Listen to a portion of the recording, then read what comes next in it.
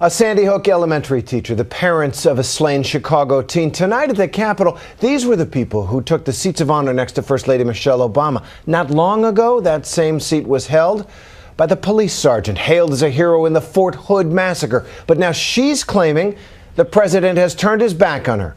Some of the following images in this story may be difficult to watch. Here's ABC's chief investigative correspondent Brian Ross with a Nightline Investigates. In the 3 years since, the attack at Fort Hood in Texas has been forgotten by many, but not by the victims. The people in the Army processing room that day who say they have been forgotten and neglected too.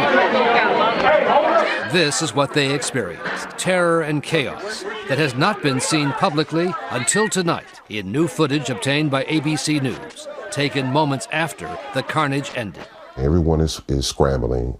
Is chaos.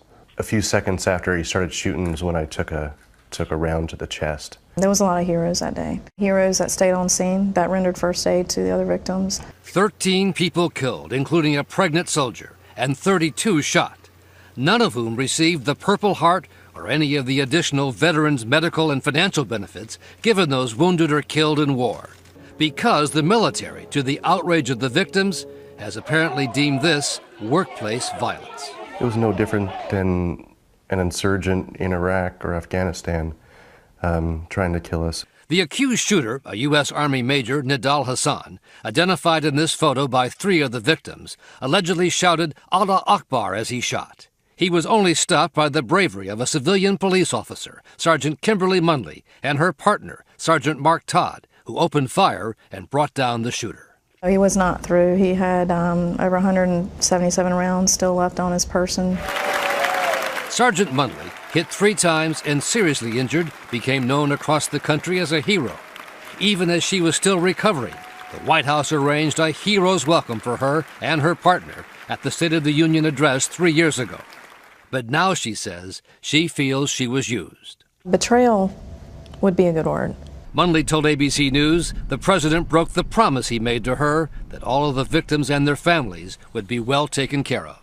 So when he told you, we're going to take care of you, that did not turn out to be true? No. What would you say to the president? If I were to see him again, again, it's not about me, but I would just beg him to please take care of him.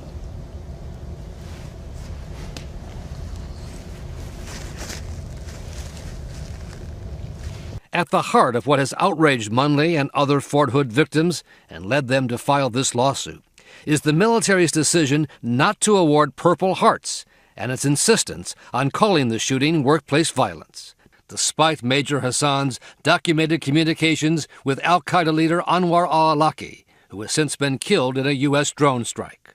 It was clearly an act of terrorism that occurred that day.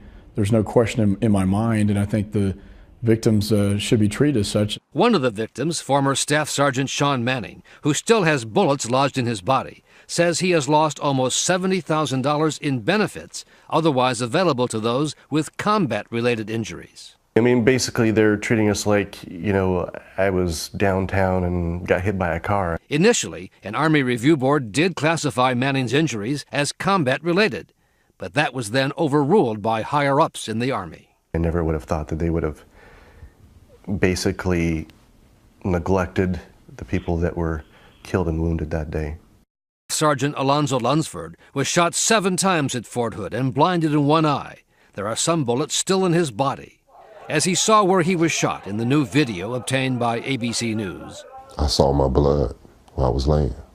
Lunsford told us he still suffers every day from the physical and emotional pain of what he says was no different than being in a war zone. It's a slap in the face, not only for me, but for all of the 32 that wore their uniform that day. Some of the other victims from that day say they've had to go outside the military to get proper medical care. We have stories of soldiers who were forced to go, had their parents find civilian doctors to get them proper medical treatment. Among those named in the lawsuit is the Secretary of the Army, John McHugh, who told ABC News he was unaware of the soldiers' complaints until we asked him about it. You had not heard that before? I have heard of certain concerns, but not that they haven't been getting treatment that they care about. It is not our intent to have two levels of care for people who are wounded by whatever means in uniform. As for the Purple Hearts, McHugh said the pending military trial of Major Hassan prevents the Army from awarding them to the victims of the Fort Hood shooting. Giving Purple Hearts would prejudice the process? To award a Purple Heart, it has to be done by a foreign terrorist element. So to declare that soldier a foreign terrorist, we're told, would have a potentially profound effect on the ability to conduct the trial. Are you satisfied with that, Secretary? I think I've answered your questions repeatedly. You don't think that's insensitive to the soldiers? In a statement to ABC News, the Pentagon said survivors of the Fort Hood shooting are eligible for the same medical benefits as all service members. But some in Congress, including the chairman of the House Homeland Security Committee, Michael McCall, say they will introduce legislation to require the Fort Hood victims receive the Purple Heart and other benefits they say they are now being denied.